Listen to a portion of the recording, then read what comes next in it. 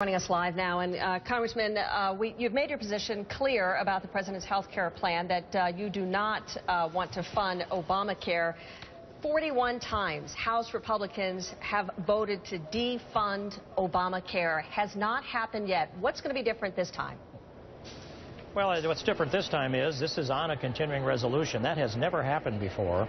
I brought this language to the Rules Committee on February 14th of 2011. And my amendment was denied the rules, and under the similar rules, or maybe even the exact same rules that we have today.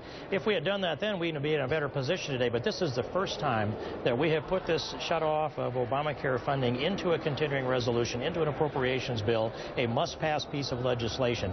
So this now sets up a drama between the House and the Senate, Harry Reid and John Boehner, and we need to stand strong in the House. But you saw the vote go up on the board. It was a very strong Republican vote in favor of cutting off all funding to implement or enforce Obamacare. And the drama of all of this, I think, is what voters are really frustrated with here. 4 different occasions that we've gotten to the point where there is on the verge of a government shutdown, and people are thinking this is not the way to resolve issues and to get something repealed to tie it to the federal budget.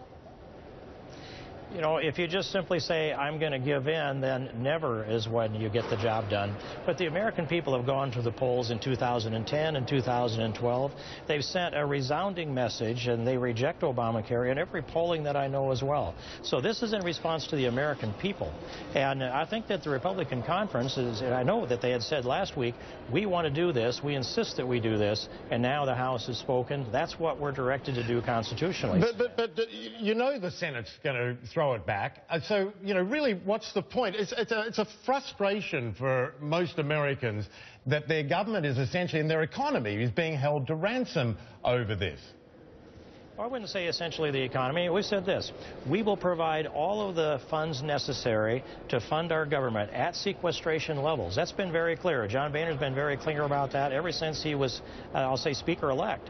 And so the House will make sure that the funds are available, and if the President should decide he's going to shut down the government, it'll never be the House of Representatives. If this happens, it will be an act of either Harry Reid and the Democrats in the Senate, or the President, or them working in conjunction with each other.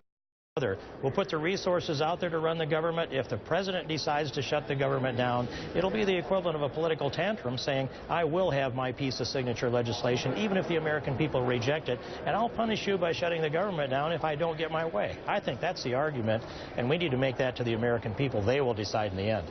Well, we know that, Congressman, we know that the President has drawn a couple of red lines, that he has said he is not going to negotiate on the debt ceiling issue, and he's certainly not going to sign anything. He's going to veto it if there's anything that delays or defunds Obamacare. So you certainly have a political fight on your hands here. We don't have enough time to get into the details of all this, but we'll certainly bring you back and see where this goes, because it is very clear that the Senate is not going to move forward with this. Well, can I just say the President's red lines have been fairly blurry in the past, and so I don't take them to be exactly gospel when I hear them today. All right, Steve King, we'll bring you back, and we'll have more of that debate as well. I look forward to that. Thank you.